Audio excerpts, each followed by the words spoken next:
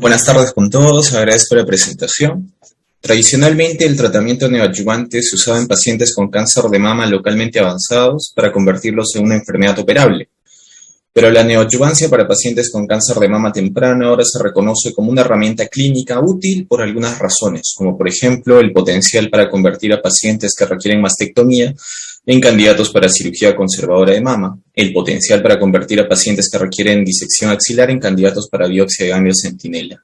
Además, la respuesta tumoral al tratamiento neoadyuvante es un factor pronóstico importante y un marcador sustituto para la supervivencia general para algunos subtipos de cáncer de mama.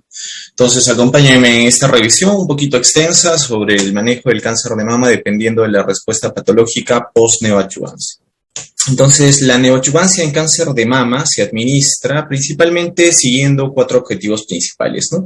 Disminuir el volumen tumoral para volver operable lo que antes era inoperable, mejorar las posibilidades de hacer una cirugía conservadora, analizar la quimiosensibilidad en vivo, de tal manera que si el paciente no respondiera adecuadamente, tal vez pudiéramos plantearle otro tipo de terapia o operarlo de manera de rescate, ofrecer un manejo oportuno de la enfermedad micrometastásica, entre otros, ¿no? Muy bien, entonces la presente exposición con fines académicos la vamos a dividir en quimioterapia neoadyuvante en cáncer de mama en cuanto a su evolución en el tiempo, la evaluación de la respuesta patológica completa, que es un concepto que debemos entender antes de profundizar en el tema, y finalmente el manejo locorregional post-neoadyuvancia en base a un artículo que es bastante interesante. Muy bien, de acuerdo al Journal of Clinical Oncology, los objetivos de la neoadyuvancia en cáncer de mama son básicamente, para el caso del cáncer de mama localmente avanzado, convertirlo inoperable en operable y en base a la respuesta patológica, plantear obtener mejores tasas de sobrevida global y disminuir las tasas de recurrencia locorregional. Para el caso del cáncer de mama operable, cuyas pacientes son candidatas a mastectomía, brindarles la opción post-neoadyuvancia, la posibilidad de una cirugía conservadora, dependiendo fundamentalmente del subtipo molecular de cáncer y de acuerdo a las estimaciones aproximadas de la respuesta patológica esperable, darle pues opciones de sobrevida y sobrevida libre de recurrencia. Muy bien, entonces vamos a hablar de la quimioterapia en cuanto a su evolución en el tiempo. La quimioterapia se administró en inicio en el contexto adyuvante, sin embargo el contexto neoadyuvante comenzó a ganar fuerza en la década de los 90 a expensas de que favorecía el manejo del cáncer de mama localmente avanzado, lo cual es una alternativa muy innovadora. Para ello se presentaron 3 estudios muy resaltantes en aquel momento, el ENSADI-PIB18, el EORTC-10902 y el ENSADI-PIB27. Particularmente el ENSADI-PIB18, publicado en el año 93 por Fisher, selecciona desde el año 88 al 93 1.523 pacientes con cáncer de mama T1 hasta T3, N0, N1, M0, a los cuales divide en 2 ramas, ¿no? Uno que va a cirugía de inicio y luego se le administró quimioterapia adyuvante con antraciclinas, y otro que iba a quimioterapia neoadyuvante con antraciclinas y luego a cirugía. Y se compararon las tasas de respuesta patológica completa, respuesta clínica nodal y cirugía de conservación. Entonces se encontró que para el grupo neoadyuvante existía una reducción del volumen tumoral en un 80% de los pacientes, la respuesta nodal en el 73% y la respuesta patológica completa en 16% de los casos. Asimismo, se evidenció un aumento de un 12% en las tasas de cirugía de conservación en este grupo. Entonces, en conclusión, tras la administración de quimioterapia neoadyuvante, se logró importantes tasas de reducción tumoral, respuesta nodal y aumento de la cirugía de conservación mamaria. Ahora veamos su contraparte europea. Muy bien, el EORTC-10902 básicamente sigue el mismo concepto del estudio americano. En este se seleccionaron 698 pacientes desde el año 91 al 99, donde se dividen los mismos en 2 grupos, ¿no? Uno que va a neoadyuvancia con 5-fluoracida, pirubicina y ciclofosfamida y luego cirugía, y otro que va a cirugía de inicio, luego quimioterapia neoadyuvante bajo el mismo esquema, ¿no? Entonces, en este estudio se evaluó sobrevida global y sobrevida libre de enfermedad. Asimismo, se valoran tasas de cirugía de conservación tras 10 años de seguimiento, ¿no? En ese sentido, la sobrevida global y sobrevida libre de enfermedad no tuvieron diferencias en ambos grupos. Lo que sí se evidenció fue un aumento de la disminución del volumen tumoral, con lo cual las tasas de cirugía de conservación se incrementaron en el grupo neoadyuvante. Con lo cual se puede concluir para este estudio que la neoadyuvancia es segura en el cáncer de mama estadio clínico temprano con incremento de las tasas de cirugía de conservación. Muy bien, y en el año 95 se nos presentaría el ensayo B27, ¿no? Que cambiaría el esquema del tratamiento neoadyuvante del cáncer de mama, inclusive hasta nuestras fechas. En ese estudio se seleccionaron 2.411 pacientes con cáncer de mama T1, T3, N0, N1, M0, los cuales son divididos en tres grupos, ¿no? El primero que va a neoadjuvancia con antraciclinas por 4, luego cirugía, más tamoxifeno por 5 años. El segundo grupo, que es el más interesante, que va a quimioterapia neoadjuvante con antraciclinas por 4, luego docetaxel por 4, más tamoxifeno por 5 años y luego cirugía. Y finalmente el grupo que va a neoadjuvancia con antraciclinas por 4, más cirugía y seguido de quimioterapia adjuvante con docetaxel por 4, ¿no? Entonces, en este estudio se evaluó la tasa de sobrevida global, libre de enfermedad, la respuesta patológica completa y la cirugía de conservación. Al final se evidenció que para ambos grupos la sobrevida global y libre de enfermedad eran iguales.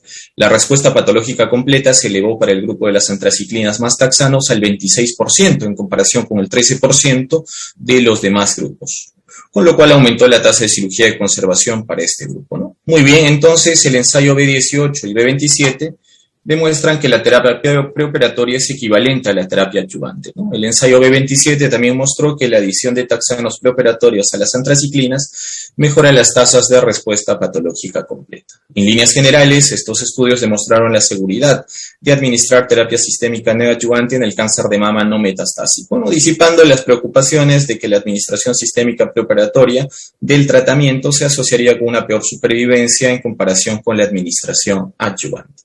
Este es un pequeño vistazo a lo que posteriormente se lograría con los avances tanto genéticos como anatomopatológicos. En este punto, entonces, alguien se preguntará si la quimioterapia neoadyuvante tiene los mismos efectos en los diferentes subgrupos histológicos del cáncer de mama invasivo. Para poder responder esta pregunta, les presento este artículo bastante interesante que compara el impacto de la quimioterapia neoadyuvante en la respuesta patológica completa en el carcinoma de mama lobulillar versus el ductal invasivo, ¿no? Cuyo método fue la selección de 860 pacientes entre carcinoma lobulillar y ductal en 12 años de estudio con un seguimiento de 65 meses, donde el tratamiento de estos pacientes incluyó quimioterapia neoadyuvante, cirugía adaptada a la respuesta patológica, radioterapia y tratamiento hormonal adyuvante. En cuanto a los resultados, el grupo lobulillar se presentaron los tumores más grandes, se evidenció mayor compromiso de ganglios linfáticos, mayor positividad para receptores hormonales y menor grado histológico versus el carcinoma ductal. La cirugía final fue una mastectomía en el 70% de los pacientes con carcinoma lobulillar versus el 52% del carcinoma ductal infiltrante. Asimismo, se logró una respuesta patológica completa en el lobulillar de solamente 1%, mientras que en el ductal 9%. Veamos entonces este estudio bastante interesante. Muy bien, entonces en la tabla 1 podemos ver las características de la población, ¿no? Para el grupo lobulillar se seleccionaron 118 pacientes y para el ductal 742. Esta diferencia responde a que estadísticamente el tipo ductal no especial alcanza, según donde se realiza la evaluación, una incidencia de hasta un 60-70%, mientras que el lobulillar, que es un tipo especial de cáncer de mama, alcanza tasas que van desde el 10 al 15%, ¿no? Muy bien, entonces la media de edad fue de 50 años en promedio para ambos grupos. Los receptores hormonales positivos fueron más frecuentes en el grupo lobulillar con un 72%, mientras que en el ductal primaron los receptores hormonales negativos con un 40%. Asimismo, el grado histológico fue más bajo en el grupo lobulillar en comparación con el ductal. El tamaño tumoral fue T2, T3 en el 84% de los lobulillares, mientras que la mayoría de los ductales fue T1, T2. Esto responde particularmente al hecho de que el cáncer de mama lobulillar, a diferencia del ductal, no se manifiesta como una masa palpable, dado que presenta un patrón de crecimiento disperso por la ausencia de E-caderina, que es un factor de adhesión celular, por lo cual el diagnóstico muchas veces se hace cuando la enfermedad es localmente avanzada, en caso de que los pacientes no se realicen exámenes de rutina. Esto a su vez explica por qué el porcentaje de ganglios positivos es mayor en el grupo lobulillar en comparación con el ductal. Continuando, vemos que el 100% de los pacientes recibió quimioterapia en base a antraciclinas y taxanos. Para el grupo lobulillar se planteó la mastectomía en un 53% de los casos y la cirugía de conservación en 47% de los casos. Sin embargo, de ese 47%, 34% se sometieron a una nueva cirugía por márgenes comprometidos y estos fueron llevados a mastectomía, ¿no? Esto se debe a, como mencionamos anteriormente, a que el cáncer de mama lobulillar tiene un patrón de crecimiento disperso, por lo cual tiende a ser multicéntrico y no es fácil de identificar los límites de la tumoración por exámenes de imagen habituales, inclusive con resonancia magnética, por lo cual las tasas de márgenes comprometidos son mayores en este grupo en comparación a los pacientes con carcinoma ductal, ¿no? Muy bien, del total de mastectomías fue mayor el grupo lobulillar con un 70% en comparación con el 50% del ductal, que presentó obviamente mayores tasas de cirugía de conservación. Tras la cirugía se evidencia que los carcinomas lobulillares presentaban mayor cantidad de ganglios comprometidos en comparación con el subtipo ductal. Ambos grupos recibieron igual esquema adyuvante, tanto como endocrinoterapia, radioterapia o inclusive quimioterapia, ¿no? Muy bien, en estas tablas de Kaplan-Meier, muy interesantes, dicho sea de paso, las tasas de sobrevida libre de enfermedad y sobrevida global, pese a la pobre respuesta patológica completa y al mayor compromiso nodal, fue mejor en el grupo lobulillar en comparación con el ductal. Entonces queda demostrado que el carcinoma lobulillar de mama no cumple los objetivos en cuanto a quimioterapia neoadyuvante se refiere, pues no se logra importantes tasas de reducción del tamaño tumoral, asimismo no se logra aumento de las tasas de cirugía de conservación y mucho menos un impacto en la respuesta patológica completa, ¿no? Obviamente dentro de este grupo existen subtipos que sí se benefician de la neoadyuvancia, como hay muchos estudios que lo demuestran, como por ejemplo dentro del carcinoma lobulillar clásico, el subtipo pleomórfico, y dentro de los tipos especiales el sólido, ¿no? Creo que son los menos frecuentes. Por ende, lo lógico es plantear cuando se presenta cáncer de mama lobulillar el tratamiento quirúrgico de inicio o como alternativa a terapia endocrina neoadyuvante como estrategia dada a su elevada tasa de quimioresistencia a diferencia del subtipo ductal. Muy bien, continuando con la revisión, en el año 2000 ocurriría una revolución en cuanto al manejo del cáncer de mama, pues Perroux y Solier nos presentan su trabajo sobre los subtipos moleculares de cáncer de mama que nos plantea nuevas opciones terapéuticas en este entorno y nos lleva más allá de una visión histológica con receptores hormonales positivos o negativos clásica a una visión moderna dentro del punto de vista molecular, donde estos revolucionarios nos presentan los subtipos de cáncer de mama luminal A, luminal B, luminal HER2 sobreexpresado, HER2 puro y los triple negativo, ¿no? Esto particularmente nos permitió conocer un poco más sobre la biología molecular del cáncer y plantear nuevas terapias, incluyendo terapias dirigidas, ¿no? Lo cual obviamente generó un cambio en los paradigmas del manejo del cáncer de mama.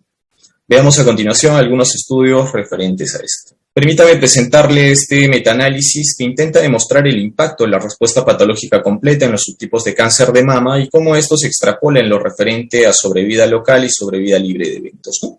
Para el presente se seleccionaron 52 estudios con un total de 27.895 participantes, donde se evaluó las tasas de sobrevida global, sobrevida libre de enfermedad y respuesta patológica completa. Muy bien, en este diagrama de bosque que representa la asociación de respuesta patológica completa con supervivencia libre de eventos, claramente podemos ver que para el grupo que logra respuesta patológica completa existe una mayor tasa de sobrevida libre de eventos en comparación con aquellos que presentan enfermedad residual. En este diagrama de bosque que representa la asociación de respuesta patológica completa con supervivencia global, claramente podemos ver que el grupo que logra respuesta patológica completa existe una mayor tasa de sobrevida global en comparación con aquellos que presentan enfermedad residual. En estas curvas de Kaplan y Meier queda demostrado pues que la respuesta patológica completa, aquí representada por las líneas azules, tiene un impacto importante en la sobrevida global y sobrevida libre de enfermedad en comparación con la enfermedad residual presentadas aquí con líneas naranjas, y esto particularmente tiende a ser relevante en los subtipos agresivos, como lo son los triple negativos y los HER2 puro, más no así con los receptores hormonales positivos. Entonces, la respuesta patológica completa probablemente refleja la biología molecular y la eliminación sistemática de la enfermedad micrometastásica, ¿no? Alcanzando mejores tasas de sobrevida global y libre de eventos que los subtipos más agresivos, ¿no? Muy bien, sigamos con la revisión. Entonces, en el anterior metaanálisis pudimos ver el impacto de la respuesta patológica completa en la sobrevida global y sobrevida libre de enfermedad. Sin embargo, es importante determinar si la respuesta patológica completa es igual en todos los subtipos de cáncer de mama, ¿no? Para lo cual les presento este estudio de Fayanju, donde participaron 20.000 pacientes, ¿no? Cuyo método consistió en seleccionar a las mujeres con cáncer de mama T1, T3, N0, N1, M0 obviamente, diagnosticadas entre 2010 y 2014, que se sometieron a cirugía después de la neoadyuvancia y se dividieron en 4 subtipos según el estado informado de receptores hormonales y del HER2, ¿no? Utilizaron curvas de Kaplan y Meier y modelos de riesgo proporcionales de Cox para estimar la supervivencia global. Veamos los resultados. Entonces se seleccionaron 20.000 pacientes, los cuales fueron divididos en 4 grupos, ¿no? Uno receptor hormonal positivo HER2 negativo, otro receptor hormonal positivo HER2 sobreexpresado, un grupo HER2 puro y finalmente uno triple negativo, ¿no? En la tabla 1 evidenciamos las características de la población seleccionada. El promedio de edad fue de 52 años para todos los grupos, el tiempo de seguimiento fue de 35 meses, la respuesta patológica completa se alcanzó en el 39% de los HER2 puro, 26.5% de los triple negativos, 22% de los receptores hormonales HER2 sobreexpresados, y las tasas más pobres de respuesta se presentaron en el grupo de los receptores hormonales positivos puros, con tan solo 8%. Un punto importante a este nivel fue la mayor tasa de progresión de enfermedad, con un 12%, y la ausencia de cambios en la tumoración post-neoadjuvancia, con un 33%, que se presentó en este último grupo, ¿no? Muy bien, el 68% de los participantes fue de raza blanca, seguido de los pacientes de raza negra, y solo un 7.2% fueron hispanos. La mayor parte de los pacientes fueron portadores de cáncer de mama tipo ductal, con un 85.2%, siendo el grado histológico más frecuente el 3 para todos los grupos. El tamaño tumoral más frecuente, según este estudio, fue 27 milímetros en promedio. El compromiso ganglionar fue 50-50 positivos y negativos para todos los grupos. La cirugía de conservación, este es un punto muy interesante, se realizó más frecuentemente en los subtipos HER2 puro y triple negativos, con más del 40%, ¿no? Mientras que en los receptores hormonales positivos solo alcanzó el 38%, siendo la mastectomía más frecuente en este grupo. La radioterapia adyuvante se dio en más del 90% de los pacientes sometidos a lumpectomía para todos los subtipos moleculares, y en el caso de la mastectomía fue más frecuente en los receptores hormonales positivos, donde a su vez se encontró mayor porcentaje de ganglios comprometidos tras la cirugía.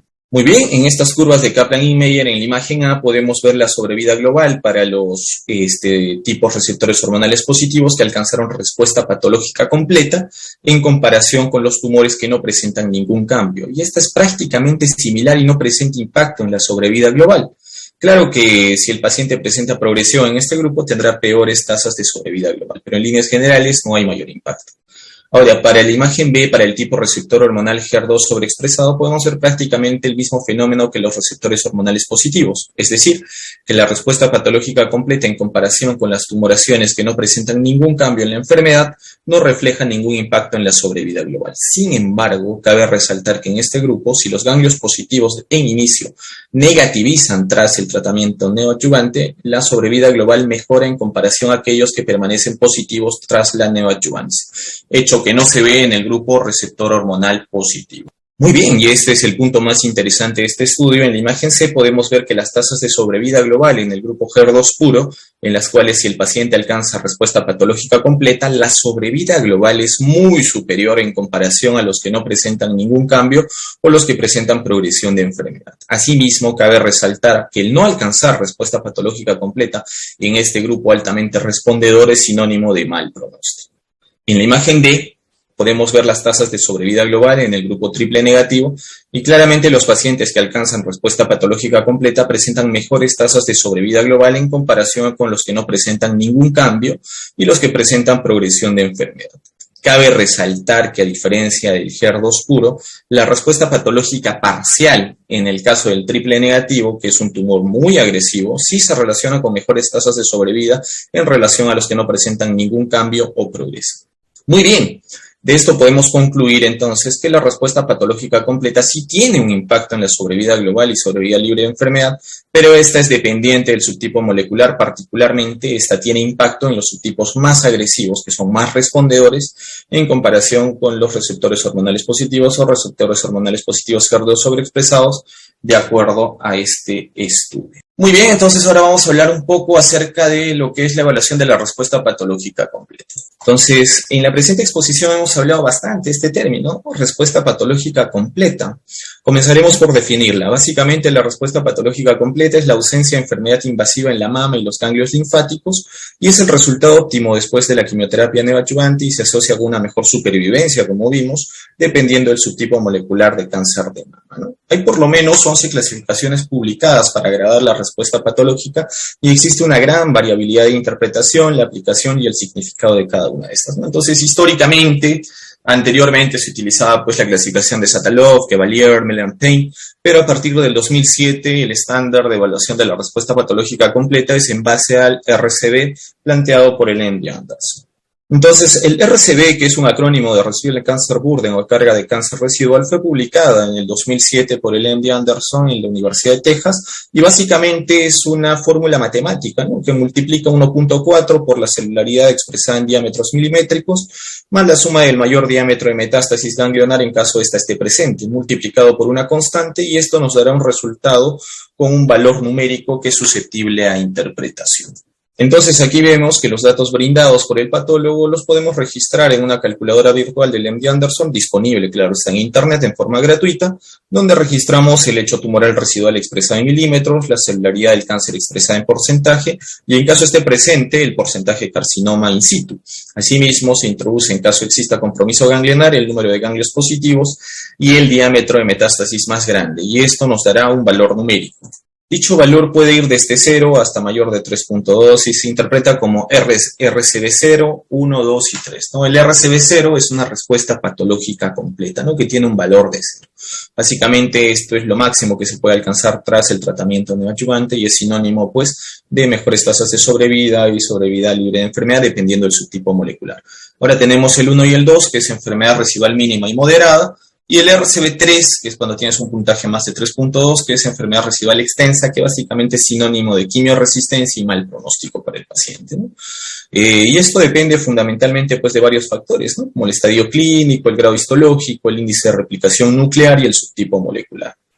Muy bien, con todos estos conceptos podremos hablar ahora del manejo locorregional del cáncer de mama de acuerdo a la respuesta patológica post-neoadyuvancia. Muy bien, entonces para poder hablar del manejo locorregional del cáncer de mama después de la quimioterapia neoadyuvante, nos centraremos en este artículo muy interesante publicado en el 2021 por la doctora Mónica Morrow, que nos brinda una revisión integral sobre el tema.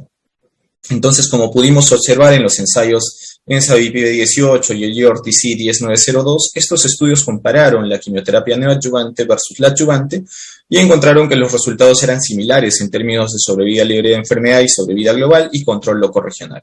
Esto ofrece la ventaja de brindar en algunos casos terapia conservadora en lugar de manejo radical. Sin embargo, actualmente contamos con ensayos más actualizados, como veremos a continuación, centrándonos principalmente en los subtipos moleculares. Muy bien, este artículo bastante interesante, el grupo B de cáncer y leucemia, el 40603, que básicamente es un ensayo factorial 2x2 de fase 2 aleatorizado de plaquitaxel más carboplatino más bevacizumab neoadyuvante seguido de doxorubicina más ciclofosfamida en cáncer de mama triple negativo estadio clínico 2 y 3. Básicamente selecciona un total de 448 pacientes desde el 2009 al 2012, donde divide a estos en dos grupos. El primero, con 219 pacientes, que representa el 54% del total, fueron candidatos a cirugía sin necesidad de neoadyuvancia. Obviamente, estamos hablando de mastectomía. De estos 197 continuaron siendo candidatos a cirugía con neoadyuvancia, logrando que el 70% sea elegible para cirugía de conservación, de los cuales 130 son operados con éxito. El otro grupo, que fueron básicamente 185 pacientes que no eran candidatos en inicio para cirugía, después del tratamiento neoadyuvante, el 42%, es decir, 78 pacientes, se convirtió en operable. Y de ese total, 53 pacientes fueron candidatos a cirugía de conservación, donde 48 se operaron con éxito bajo esa premisa. Entonces, en conclusión, es este estudio que documenta de manera prospectiva una tasa de conversión del 42% de no elegible para cirugía de conservación a elegible para esta última, lo que resulta en un aumento absoluto del 14% de elegibilidad para cirugía de conservación. Entonces, la cirugía de conservación tuvo un éxito en el 93% de los pacientes que optaron por ella, pero el 31% de los pacientes elegibles para cirugía de conservación aún optaron por la mastectomía, esto por múltiples factores, ¿no?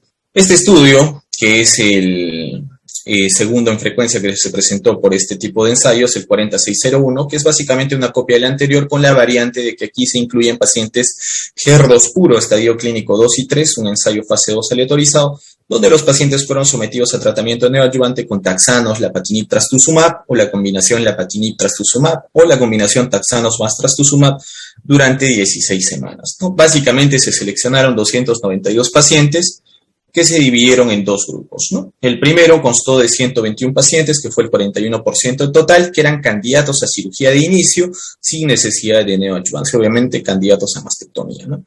Posteriormente a la administración de la misma, 113 siguen siendo candidatos y de este total 94 tienen la posibilidad de cirugía de conservación, siendo intervenidos con éxito bajo esta premisa 79.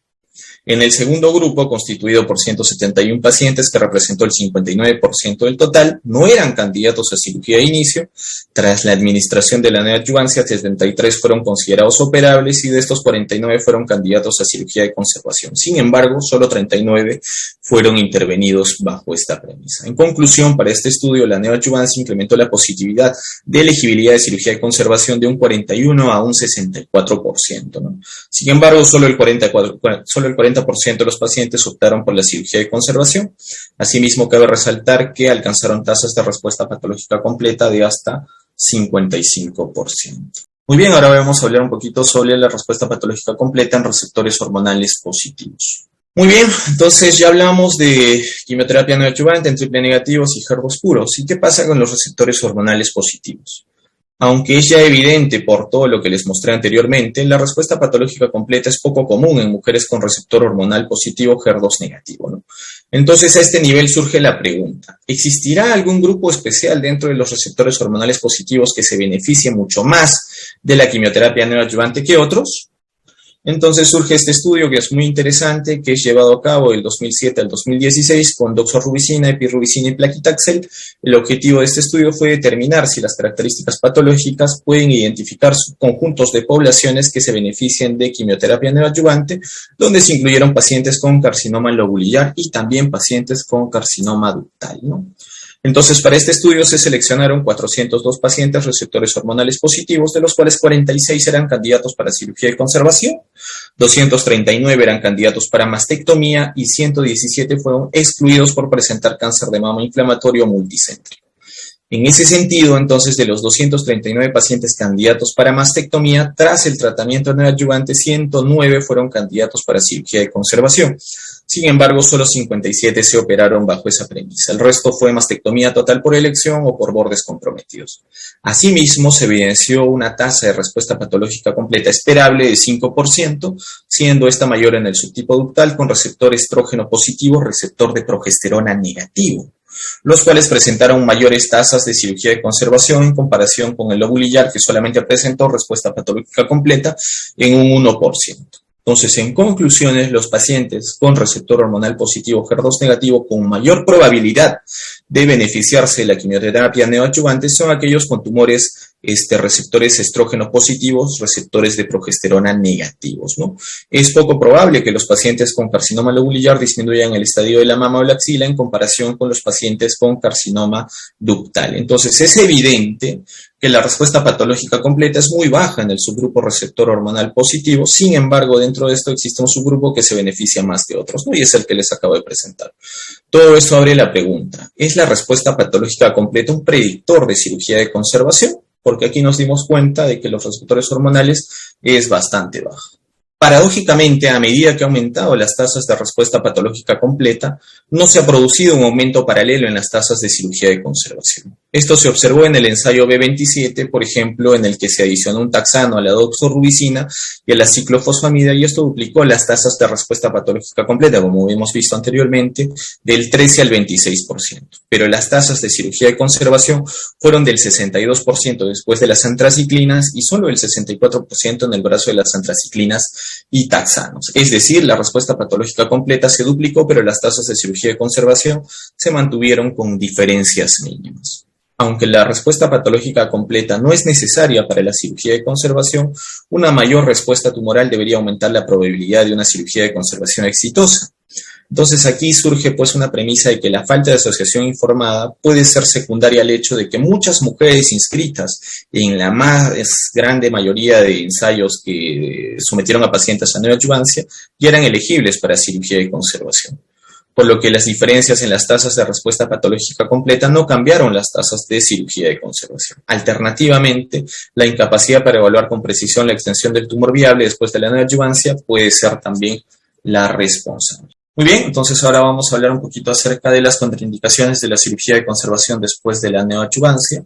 Entonces, las contraindicaciones de la cirugía de conservación después de la neoadyuvancia no difieren de las del entorno quirúrgico primario, ¿no? Incluyen la incapacidad de obtener márgenes negativos con resultados cosméticos satisfactorios, la incapacidad de eliminar todas las microcalcificaciones sospechosas y la incapacidad de administrar la irradiación mamaria de manera segura, ¿no?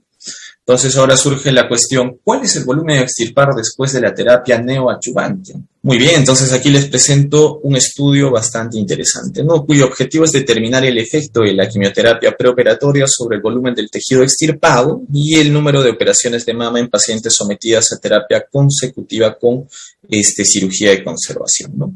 Entonces, en este estudio se evaluaron 509 pacientes con cáncer de mama T1, T3, N0, N2, estadio clínico 1 hasta estadio clínico 3A, que fueron tratadas en ensayos clínicos prospectivos aleatorizados de quimioterapia entre el 98 y el 2005. Entonces, acá analizaron el procedimiento quirúrgico final, es decir, cirugía de conservación o mastectomía, el número de operaciones, y en pacientes que se sometieron a cirugía de conservación, las tasas de resección y el volumen total del tejido mamario extirpado, el cual se expresó en centímetros cúbicos. Entonces, de los 509 pacientes, estos son divididos en dos grupos. Uno que va a cirugía de conservación y otro que va a mastectomía. En el grupo de la conservación, los pacientes que tenían un tamaño tumoral inicial mayor a 2 centímetros, que recibieron quimioterapia preoperatoria, tuvieron volúmenes significativamente más pequeños de tejido mamario extirpado en comparación con los pacientes que recibieron quimioterapia posoperatoria. 113 centímetros cúbicos versus 213, ¿no? La tasa de resección y número total de operaciones de mama no difirieron significativamente entre los grupos. Asimismo, entre los pacientes con cirugía de conservación que tenían un tamaño tumoral inicial menor o igual a 2 centímetros, la quimioterapia preoperatoria no tuvo ningún impacto en el volumen del tejido mamario extirpado, la tasa de resección o número de operaciones mamarias, ¿no? Entonces, en conclusión, entre las pacientes tratadas con cirugía de conservación con tumores de mama más grandes, las tratadas con quimioterapia preoperatoria tienen una resección menos extensa, sin cambios en las tasas de resección o recidiva local a los 33 meses de seguimiento. Sin embargo, esto no responde a la pregunta planteada al inicio. Entonces, básicamente acá tendremos que decir que el ancho de margen negativo apropiado para la tumorectomía después de la neoadyuvancia es libre en tinta para los carcinomas infiltrantes, ¿no? Como lo demostraron de manera excelente los ensayos B18, B27, alcanzando altas tasas de control local. Muy bien, entonces ahora vamos a hablar sobre el grado de respuesta a la neoadyuvancia, si esto predice el control local. Finalmente les presento este metaanálisis, que es el más grande a la fecha, que nos habla sobre respuesta patológica completa y neoadyuvancia para afianzar los conceptos ya presentados en líneas anteriores, ¿no? Este metaanálisis incluyó 12 ensayos con la participación de 11.955 pacientes, aunque fueron tratados con quimioterapia neoadyuvante seguidos de cirugía con tasas de seguimiento mínimo de 3 años, donde se evaluó la sobrevida global, la sobrevida libre de enfermedad, dependiendo de la respuesta patológica completa, de acuerdo a los diferentes tipos moleculares de cáncer de mama, ¿no? Entonces, en resumen, para este metaanálisis, alcanzar respuesta patológica completa se asocia a mejores tasas de sobrevida global y sobrevida libre de enfermedad, con un cociente de riesgo de 0.4 y 0.36, lo cual es estadísticamente significativo para los subtipos más agresivos, ¿no? Veamos. En este diagrama de bosque podemos ver que la sobrevida global es mucho mejor para aquellos que alcanzan respuesta patológica completa, y dentro de este grupo los tumores T2, T3, independientemente del compromiso nodal, el subtipo ductal, el grado histológico 2 y 3 y ser triple negativo o HER2 puro son los que más se benefician de este tipo de respuesta. En estas tablas de Kaplan y Meyer, una vez más, queda claro que los subtipos agresivos altamente respondedores, es decir, los triple negativos y los HER2 puros, al alcanzar respuesta patológica completa, presentan un impacto positivo en la sobrevida global en relación a los receptores hormonales positivos, en los cuales no existe mayor diferencia en la sobrevida global si alcanzan respuesta patológica completa. Muy bien, en conclusiones, entonces acá surge la pregunta, ¿no? ¿Es la respuesta patológica completa el siguiente paso a la omisión de la cirugía? En un futuro probablemente sí, en cuanto se pueda contar con mejores equipos de imagen que nos ayuden con certeza a afirmar al 100% que no existe enfermedad residual. Actualmente la resonancia magnética solo alcanza el 90% de sensibilidad para este fin. O se planteen estrategias que permitan demostrar esta respuesta patológica completa sin necesidad de operar al paciente. Tal vez marcadores, biopsias guiadas secuencialmente, entre otros, ¿no? Y en caso esto se logre, posiblemente tengamos que realizar controles de imagen seriados, mayor inversión de recursos, y la rentabilidad de estos enfoques aún es incierta. Asimismo, también se desconoce hasta qué punto es una prioridad para los pacientes omitir la cirugía como estándar de tratamiento y optar por observación tras la respuesta patológica completa. pues actualmente la cirugía es una modalidad efectiva y de bajo costo para determinar de manera confiable la presencia de respuesta patológica completa y para mantener el control local en pacientes que tienen una buena respuesta a la neoadyuvancia. Los esfuerzos para eliminarlo, entonces, en este momento aún parecen prematuros, ¿no? Y esto también depende de los deseos del paciente. Un comentario final. En mi opinión, en la actualidad, una necesidad más urgente es desarrollar estrategias innovadoras para el tratamiento de los pacientes que tienen una mala respuesta a la neoadyuvancia, ¿no? Y que tienen un alto riesgo de recurrencia a distancia y loco regional.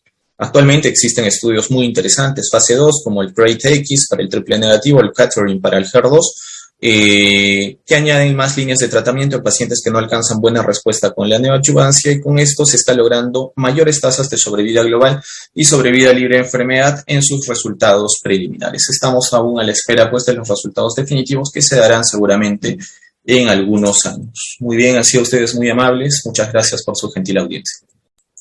Bien, doctor Torres. Gracias por su presentación, abundante en información, tal vez demasiado para mi gusto. No sé si alguien quiere hacer preguntas, alguien tiene algún punto que aclarar. Sería una buena momento para preguntarle al doctor Torres. Hay una participante que está levantando la mano, se le va a dar... Marielena Galindo, puedes intervenir, haz tu pregunta. Buenas tardes. Bueno, felicitar la excelente ponencia del doctor y agradecer la respuesta.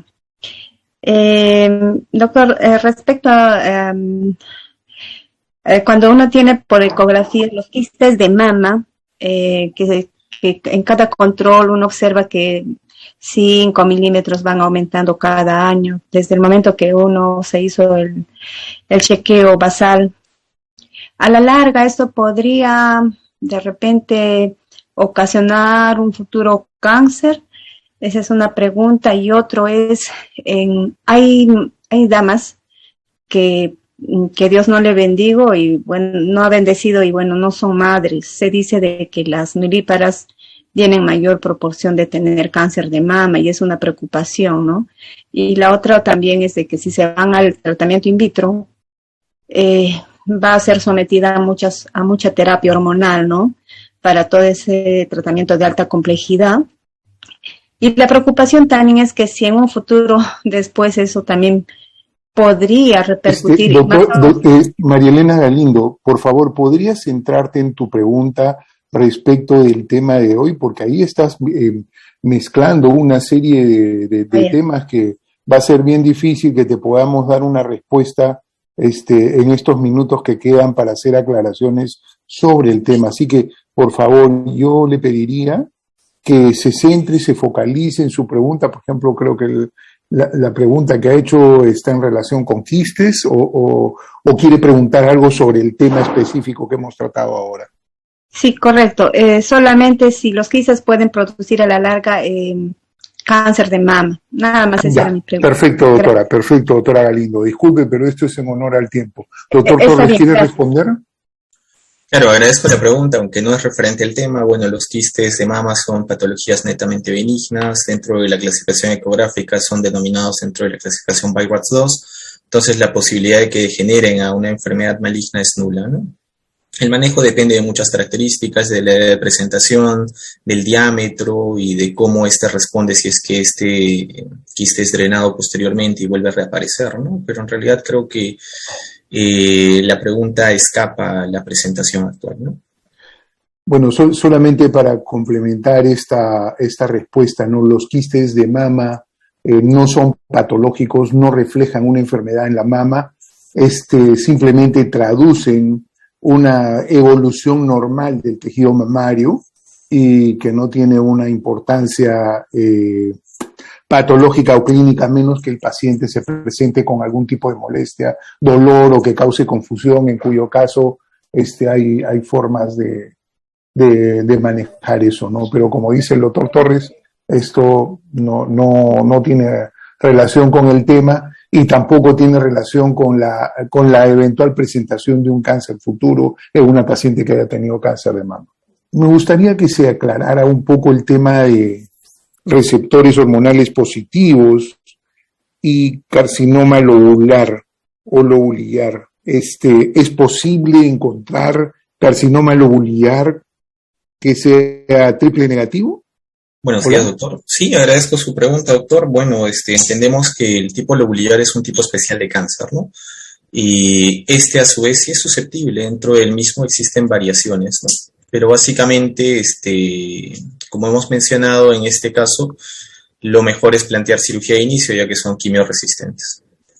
Y doctor, me gustaría, si es que tiene información al respecto, que nos diga algo sobre terapia endocrina neoadyuvante para estos casos que tienen receptores hormonales positivos y que sabemos que no van a responder bien a la quimio.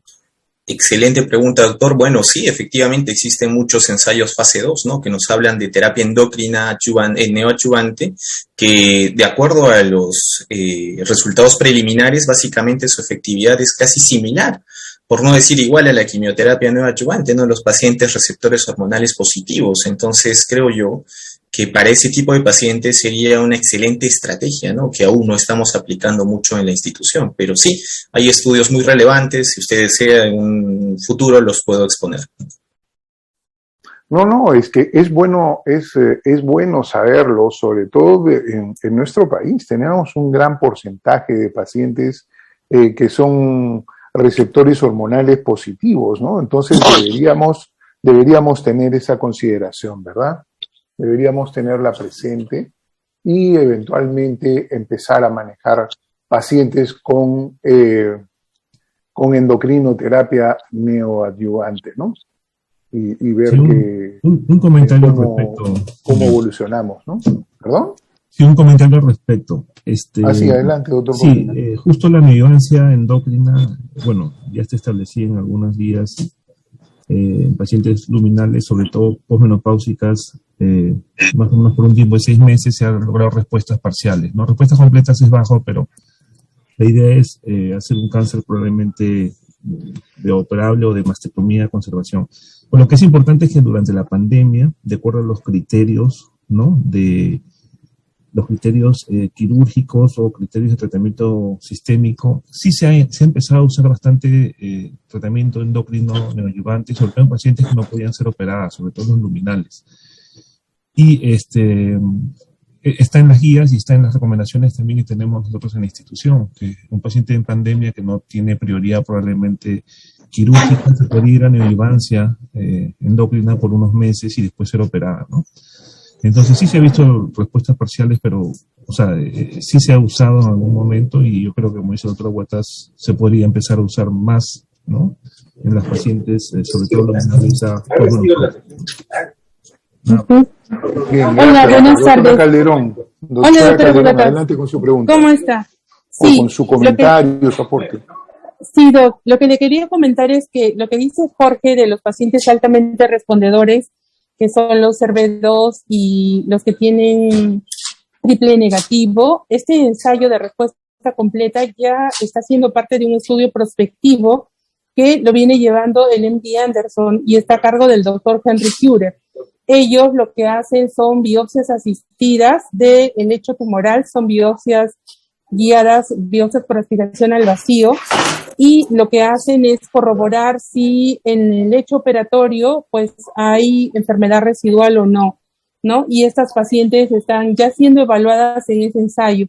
En cada reunión del Colegio Americano de Cirujanos se da un avance casi todos los años de cómo ha ido el seguimiento de estas pacientes. Me imagino que este año, que el meeting es en abril, podremos tener un estudio. Sin embargo, en las reuniones que hemos tenido las reuniones científicas que hemos tenido durante el año pasado, muchos de no solamente los cirujanos, sino también los oncólogos clínicos, tienen la opinión de que no se puede omitir la cirugía, debido a que es la evaluación de la respuesta in vivo que tiene el paciente al tratamiento quirúrgico, y porque también en estos pacientes altamente respondedores, este resultado de la cirugía nos sirve para poderle complementar el tratamiento a este tipo de pacientes. Por ejemplo, en pacientes que son CERV2 positivos, si hay enfermedad residual, pues estos pacientes deberían recibir trastuzumab betamcina. y en los pacientes que son triple negativos, pues deberían recibir capecitabina, y si se demuestra que estos pacientes triple negativos tienen enfermedad residual y tienen mutación BRCA, pues deberían recibir olaparib, ¿no? Entonces, esto es muy importante dentro del punto de vista de tratamiento posterior a la neoadyuvancia y las respuestas que obtenemos de los procedimientos quirúrgicos, que son puntos sumamente importantes en el manejo de este tipo de pacientes. De pronto, un tema para revisión de manera posterior podría ser revisar el avance de este estudio prospectivo que dirige el MD Anderson para ir evaluando los resultados de seguimiento de estas pacientes. Bien, gracias, doctora Calderón. Doctor Muñoz. Buenas tardes con todos. Primero felicitar al doctor Torres por su excelente exposición. Tengo una pregunta con respecto al estudio que demostraba con respecto a los receptores hormonales positivos, aquellos que eran positivos para positivos para estrógeno, pero negativos para progesterona, que tenían mayor índice de respuesta patológica. Sí, también observaron esta respuesta patológica en relación al KI. Y una segunda pregunta para él y para todos ustedes, por favor. Una tumoración que tenga un KI inferior a un 20 o 15%, ¿dejaría de ser luminal A si es que el receptor de progesterona es negativo? Gracias. Doctor Torres, ¿quiere responder? Sí, claro, en relación a la pregunta, el ensayo que presentamos era un ensayo fase 2, ese justamente que intentaba seleccionar dentro del grupo de receptores hormonales aquellos que tal vez pudieran tener una mejor respuesta a la quimioterapia neoadyuvante, ¿no? Y sí, efectivamente, pues dentro de este grupo vieron que los subtipos ductales con tamaños que superaban el T2, T3 y que particularmente tenían receptores de progesterona negativos y receptores de estrógeno positivos eran los más susceptibles a alcanzar una respuesta patológica un poquito más elevada que el resto de pacientes pues que nosotros habitualmente manejamos, ¿no? Sin embargo, solamente es un ensayo como para mencionarlo, ¿no? En líneas generales no supera ni siquiera el 10% de la respuesta patológica completa, que podría ser estadísticamente significativo. Sin embargo, también hay que recordar, doctor Muñoz, que en el caso de estos pacientes receptores hormonales positivos alcanzar respuesta patológica completa, como lo hemos demostrado con la revisión del estudio, básicamente no tiene mayor impacto en la sobrevida global, ¿no? Entonces tal vez podríamos abocarlo a plantear posibilidades de cirugía de conservación, ¿no? Doctor Torres. Sí, doctor. Sí, estamos ya casi en la hora. ¿Podría usted redondear esta presentación haciendo un resumen del mensaje que nos ha querido transmitir con su presentación? O sea, de lo que se debe llevar uno de esta presentación para tener en cuenta. Sí, doctor, muchas gracias más bien por la oportunidad. Sí, la respuesta patológica completa, como hemos podido revisar, como hemos podido ver, sí genera un impacto en la sobrevida global y sobrevida libre de enfermedad, más allá de plantear su utilidad, digamos, en el planteamiento de una cirugía de conservación. Y esta particularmente es útil en los pacientes que tienen tumores altamente respondedores y que son más agresivos, ¿no? Como por ejemplo los triple negativos y los HER2 puros, mientras que en los receptores hormonales positivos no hay un mayor impacto en la sobrevida global. Entonces es por eso que muchas veces nosotros cuando vemos pacientes con cáncer de mama luminal A, muchas veces planteamos cirugías de inicio, ¿no? Porque básicamente con la quimioterapia no vamos a lograr un mayor efecto y asimismo posiblemente no alcancemos mayores tasas de cirugía de conservación. Asimismo, lo último que quería mencionar es que para el tipo lobulillar básicamente son tipos quimioresistentes, ¿no? Entonces en este tipo de pacientes debemos plantear tal vez cirugía de inicio a diferencia de los ductoides. Y otro aspecto interesante de esta revisión es que para los tumores que miden menos de 2 centímetros o son iguales a 2 centímetros, básicamente la quimioterapia no tiene mayor aplicabilidad. Entonces es muy susceptible a este tipo de pacientes plantearles cirugía de inicio. Bien, muchas gracias, doctor. Sí, y bueno, agregar un punto más respecto del comentario de la doctora Calderón, ¿no? La evaluación de la respuesta patológica completa está, valga la redundancia, en evaluación y todavía no tenemos claro cuál es la mejor forma de determinar, ¿no? Si hacer biopsias core, biopsias por aspiración, biopsia quirúrgica, en fin, será motivo de otra reunión. Julio, sí, ¿Se agradece? ¿Perdón? Un último comentario así rapidito. Según las normas, nosotros enviamos a neoadyuvancia, esto es importante, ¿no? A los estadios 2, ya sea triple negativo o SOR2. Antiguamente operábamos todos los unidos, se sabe que no, que hay que enviar a neoadyuvancia, pero en los triple negativos se está revisándose nuevamente porque si un triple negativo no responde a neoadyuvancia, ya no responde a nada. El paciente se dispara y después pierde su chance quirúrgico. Por eso están revisando otra vez nuevamente si los estadios 2 triple negativos deberían neoadyuvancia o no. Me imagino que pronto van a ser los resultados. Y se está planteando la opción de que hasta tumores de 3 centímetros deberían ir a la cirugía primero. No, porque las respuestas máximas son 40% en triples negativos. Entonces eso lo dejo ahí para un futuro a ver qué No, es que eso jala algo más, doctor Cotrina, porque eso es muy cierto. Pero eso depende del trabajo colaborativo que deberíamos tener entre medicina y cirugía y determinar en qué momento el paciente no está respondiendo y no empezar un tratamiento médico neoadyuvante y decir estos son 6 ciclos y hasta que termine los 6 ciclos no voy a voltear a mirar qué pasa o no le voy a pedir al cirujano que evalúe. Entonces creo que ese comentario final ya pone la cereza en el pastel, ¿no? No todos los pacientes con triple negativo ni todos los pacientes probablemente con HER2 responden al tratamiento neoadyuvante y tenemos que estar vigilantes en qué momento decidir, oye, esto no responde, hay que entrar quirúrgicamente antes de que haya progresión y no reciba pues un tumor enorme donde claro, probablemente lo podrás operar, pero el éxito de esa cirugía, la sobrevida del paciente, las complicaciones no van a ser las mejores, ¿no? Muy bien. Bueno, gracias a todos por su presencia y hasta la próxima reunión. Muy bien, buenas tardes.